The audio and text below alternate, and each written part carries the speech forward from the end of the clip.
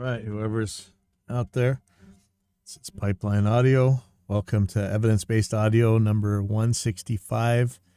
And it's still USB. First thing, there's a thing over at Safe Space about SSL putting a de-esser out.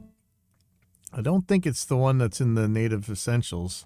I don't know if it's really in the wild yet, but it's weird to think about. You know, a lot of people don't want to work on utility type plugins and things, but it's nice to have them. And they don't. I know there's a lot of fan favorites out there, but some of the more basic utilities weren't really being made so much. And you know, to see SSL tackle this is kind of cool. And of course, this is going to be much different than you could have done back in the real world. So it's probably cool. Of course, you know, we offer a certain product, Dynamic EQ, that should take care of most of this for you. But, you know, it's nice seeing those three letters on a plugin, though, right? That's SSL. $79 until May 5th. What is that, tomorrow? Usually $119. Or, looks like SSL has a subscription too. It says the ever-growing SSL complete bundle, which now 19 premium solid-state logic plugins for only $14.99 per month. And as bad as that sounds, if you're making thousands of dollars mixing a month and it costs you $14 for the plugins you want to use, you know, a subscription may not be that bad. I never know if I'm going to have another dollar tomorrow, so I'd rather not get on the subscription bus. But it looks cool. Give it a try. I'll grab the demo. Hopefully next week I'll have something to say about it. And then I saw this one, and I don't know. This is, I've seen a bunch of stuff on Facebook, and I just didn't understand what was going on, so I went and took it here. I guess there's like some coupon codes or something for these subscriptions. And is it true, like, it became a Pro Tools is all subscription now? I know we have a subscription for testing stuff. Let's see. 3 subscription-only offerings starting at $9.99 a month. Some kind of weird, like, crippleware looking stuff on here. Like, I'll go to this chart, and if I can zoom in on here, sorry.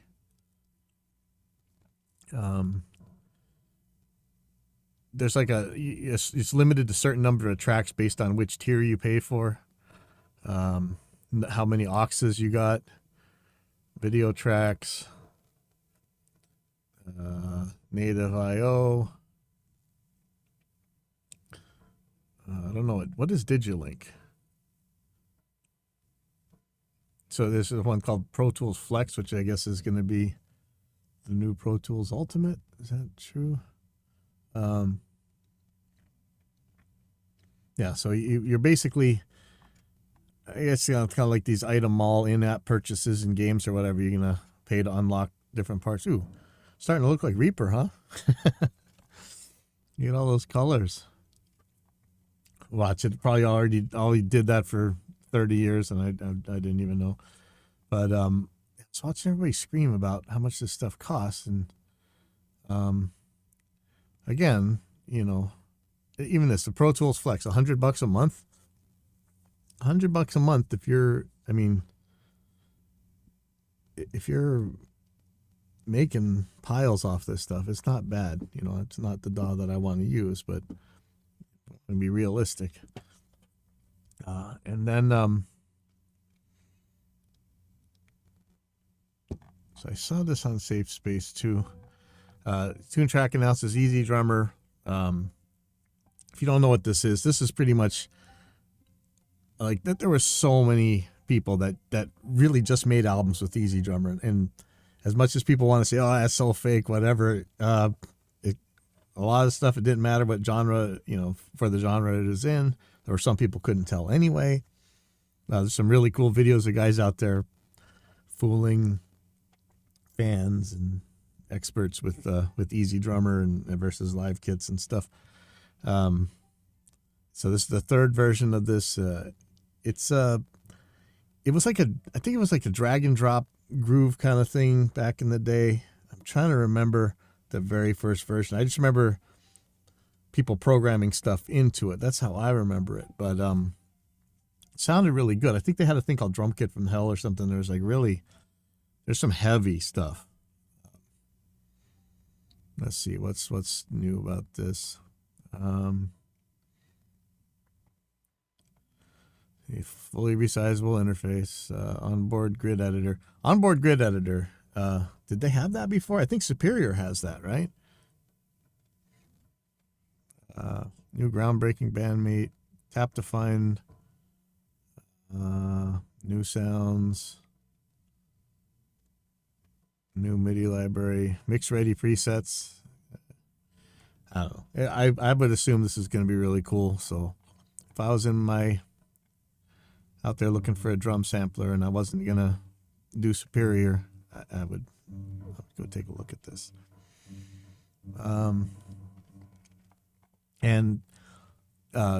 It's funny. It's right when I was going to start this show up, Tommy Gibbons, former guest on the show, he was doing a thing on Easy Drummer 3. And Sweetwater had a thing yesterday, which is why surely he's popping up on my radar.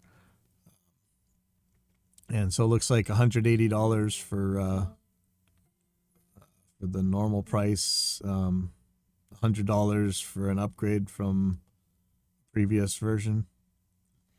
And Sweetwater has some videos up. Let's see what this bandmate thing is about. New in Easy Drummer 3 is the addition of the Bandmate tab. Bandmate is designed to be an automated starting point for writing custom grooves to your guitar, bass, keys, or other melodic tracks. Just drag in audio or a MIDI file, and Easy Drummer 3 will create a fully customizable matching drum groove. Easy Drummer 3 will then analyze your file to estimate the tempo, or you can type in a custom tempo and select the time signature. You'll then be provided with a selection of matching grooves to choose from.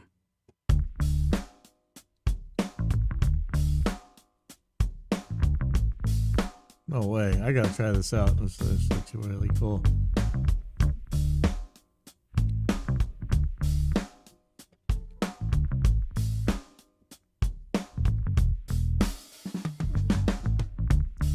This example uses a bass recording, but it works just as well with guitar. Here I'll use a distorted metal guitar, and I'll switch the genre to metal.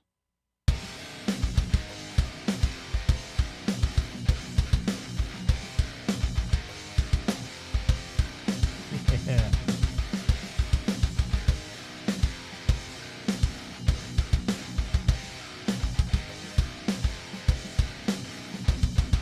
Due to the increased transients, it's beneficial to use direct input guitar tracks rather than heavily... That's cool.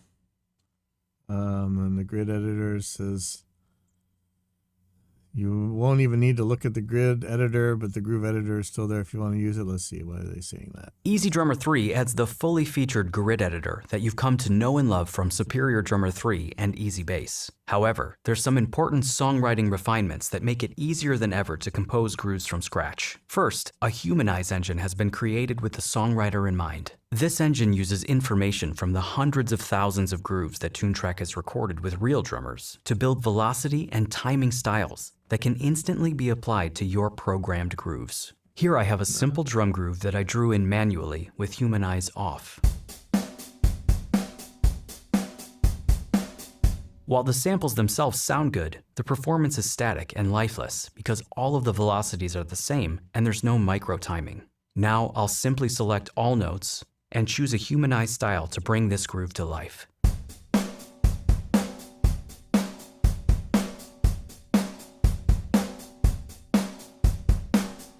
The other velocity styles in the Humanize section work for grooves that are programmed in that style, including half-time, double-time, and blast beat. Here, I have a manually programmed half-time shuffle beat with a triplet feel. That's really cool.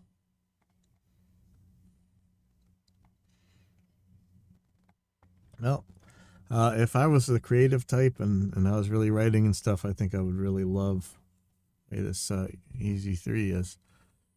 Next here, I don't know if you ever seen a YouTube channel, Composing Gloves. You have some good studio stuff on. And this one, he was showing oscilloscopes, like plug-in oscilloscopes or real oscilloscopes, whatever.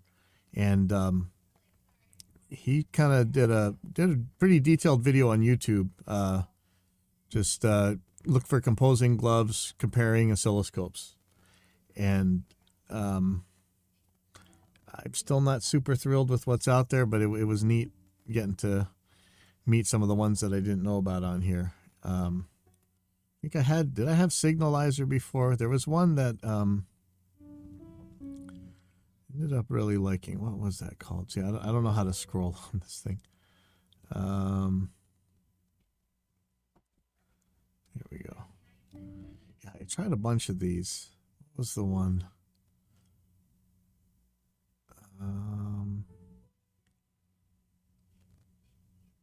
Where was it? Was it Ocular Scope? Yeah, one of these anyway was pretty cool. He actually put a real scope in there as well. But yeah, I'm still not 1,000% thrilled with what's out there. I think Signalizer was one of the better ones. I think actually he liked that one the best. Let's see, and which one is Signalizer? I might have it on Reaper right now. My thing is, I really need to be able to measure with this stuff, and it's not necessarily. See, the way it looks right there, it looks like you can measure. Oh, it's not multi-track aware. That was the other problem with that one. But anyway, see, it's got a pretty good list of oscilloscopes you can go check out. And so finally, check out this. We're going to watch this Rme video here. And like I always say, if, you know, and I'd like to be gear agnostic, you know that, but, you know, if you really don't want any problems, chances are you should go Rme, especially if you're using USB. I think they've really got, I mean, the regular USB to whatever. I still don't really understand the new formats too well, but you know what this is running through right now and is a 32 in, 32 out, or actually 32 in, 34 out RME Digiface USB, and that's just running over USB 2.0. And they do things that most would struggle, you know, through Thunderbolt or PCI even. You know, RME is awesome. But anyway, so this video is called Why You Don't Need Thunderbolt for Professional Audio. And we've had people on a couple times on the show to talk about Thunderbolt, and the promise was PCI on a wire, right? You're gonna put, it'd just be like plugging into a slot. If you guys, so some of you guys probably don't even know what these things are. So back in the day, your audio interface went inside this big box that was a computer. It wasn't this flat little laptop thing. It's this big box, and they had these little card slots that you would plug them into. And those were the best at the time. I think they're still probably the best. You're going just like a video card. You're going immediately into the motherboard and stuff. But theoretically, you know, you should be able to get to the end of a cable and do this stuff. I know there's like some sort of quantum limitation where, you know, too much heat, too much speed or whatever in certain cases. But in general, we should have been okay to put a wire coming out of the computer and plug it into something and have it just as good. You know, for a little while we had FireWire, and that looked like it was going to replace USB. And then, you know, but we're still, RME still on USB. They actually had a FireWire thing. I think they have Thunderbolt now, but with all that rambling, let's just watch some of this. One of the most asked questions under each of our videos is why we still rely on USB 2.0 for certain audio interfaces in our product lineup. While the whole industry seems to slowly but steadily switch over to faster and supposedly more modern transmission protocols such as USB 3.0 or Thunderbolt, RME still implements USB 2.0 over 10 years after the introduction of the first professional multi-channel USB audio interface, the Fireface UC. But higher bandwidth automatically means lower latency and better CPU performance, right? Well, that's what we thought about FireWire, right? And yeah, most of them, except for the RME ones, again, RME and Motu, the latency was insane. It was always going to be worse than PCI, but it seemed better than USB. Seemed like faster and everything, and yeah, it's weird. Back in the day, I got an RME FireWire, Fireface 800, and now years later, I'm using a USB 2.0 RME, and I'm doing more channels at lower latencies and with less performance problems. It's kind of crazy. So why is RME still going down the USB 2.0 route? Numbers first. Surprisingly, audio data by itself isn't a very demanding nor resource-intensive data stream. I think only RME can say that, right? It's probably not true.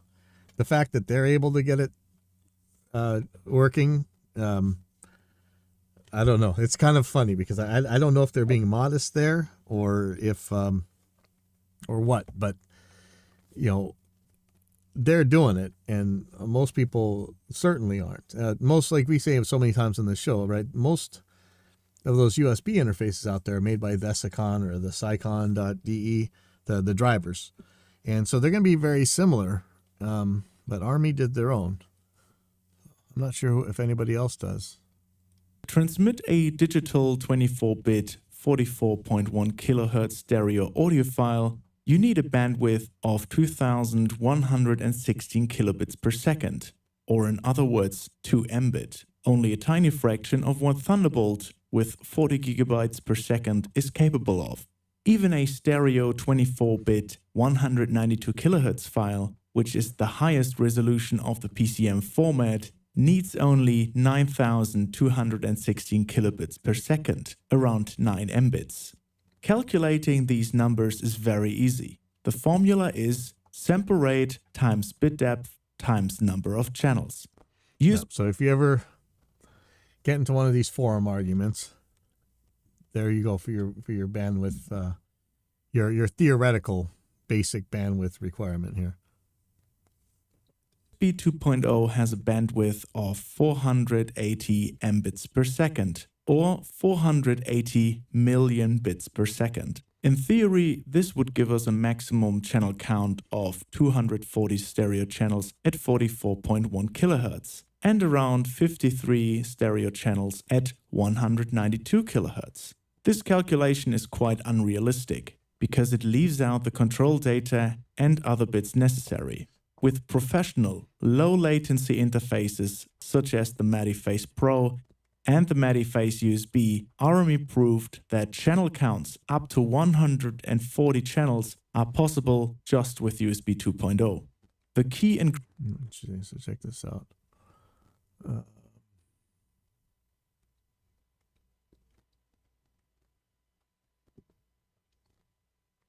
ingredient to this groundbreaking success are custom-developed Rme USB drivers that prove not only to be extremely efficient, but also very reliable.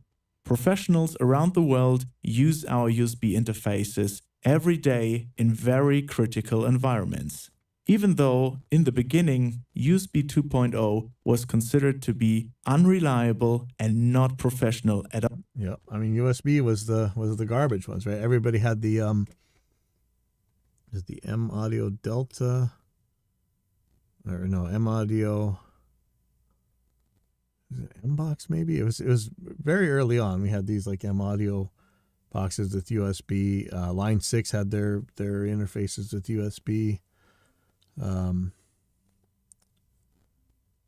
trying to even remember now, way back when, but there were a lot of them, I remember. They're like, yeah, it's fine for 2 channels maybe, of course the ubiquitous Focusrites and PreSonuses. And you're thinking, yeah, it's fine for 2 channels, maybe 4. And then, RME's got these 32 channel things. Behringer was, of all people, who does use the Desiccon drivers, had their X32, which supposedly could do 32 channels over USB. We did it. It's crazy to think that nowadays we're going to something that we were thinking, oh, we wouldn't want to use this back in like 2000 or whatever. At all. Now, with all this knowledge gathered, it's quite clear why USB 2.0 from a technical standpoint is perfectly fine for most interfaces. But why was USB 2.0 so important for the industry, and why do we still believe in it? A long way to go. Because of the small data size and relatively low technical hurdles, broad digitization of the audio world started already in the early 90s, where transmission standards such as ADAT, MADI, AES, and SPDIF became very popular. Despite the early adoption of all these standards in RME products, a universal and trustworthy standard for transmitting the data to the computer was still missing. Sure, PCI was powerful enough to do high multi-channel recordings, but it was expensive and not very flexible. With the introduction... And if you guys, if you do live in the laptop-only world, you can't put one of these cards inside your laptop. And used to be you could put like special FireWire cards so that you could plug into another interface, but you can't just take a PCIe card and shove it in your laptop. Maybe there's some new Thunderbolt way to put it in a chassis or something, but it was. Production of the Fireface 800 and Multiface 2 in the early 2000s, RME delivered a powerful yet portable solution for many musicians and studios. For the first time, professional multi-channel recordings were possible with a consumer-oriented transmission protocol. But FireWire was not supported by every computer manufacturer and soon became obsolete. Hence, a new, better supported and more universal standard was necessary. In 2009, RME released the Fireface UC and proved again that low latency and superb audio quality are independent from the chosen connector. Even today, USB 2.0 seems to be the perfect choice. Here, let's listen to what he just said again. It's even to and released the Fireface UC and proved again that low latency and superb audio quality are independent from the chosen connector. So there's these, there's like Thunderbolt fanatics in the forums and stuff, and I'm sure there's out there somewhere there's PCI only or whatever, but like they just said, the low latency audio, it's not dependent on the cable that you're connecting it with. USB will work, FireWire would have worked, PCI works, Thunderbolt should work. Even today, USB 2.0 seems to be the perfect choice. It's inexpensive, widely accepted, has enough bandwidth, and will be supported for years to come. Oh, now they just jinxed us, so now Apple and Microsoft are going to get together and get rid of USB tomorrow, right? And actually, let's be realistic, Apple already has a silly two little itty bitty ports on the MacBook Pro, so I don't know if can you plug this straight into there. You need some kind of adapter cable. I have that hub thing for mine. Bigger doesn't always mean better. When people talk about the benefits of USB 3.0 or Thunderbolt, they believe that the bandwidth of these newer standards has an impact on the data travel speed and therefore results in lower latency. But in reality, the actual speed that the data travels at is still the same. The only thing that changes is the number of channels that can be transmitted at the same time. To put it this way, going from USB 2.0 to USB 3.0 is like driving on a motorway with more lanes, but the speed limit remains the same. There are more cars on the road, but they get to the destination just as quick as everyone else. That is why we implemented Thunderbolt and USB 3.0 only in the UFX Plus, an interface with over 180 audio channels. It is true, Thunderbolt has, in theory, some advantages due to direct memory access called DMA, which bypasses the CPU. but real-world benchmarks show that our USB 2.0 and 3.0 interfaces are just as capable as the UFX Plus with Thunderbolt.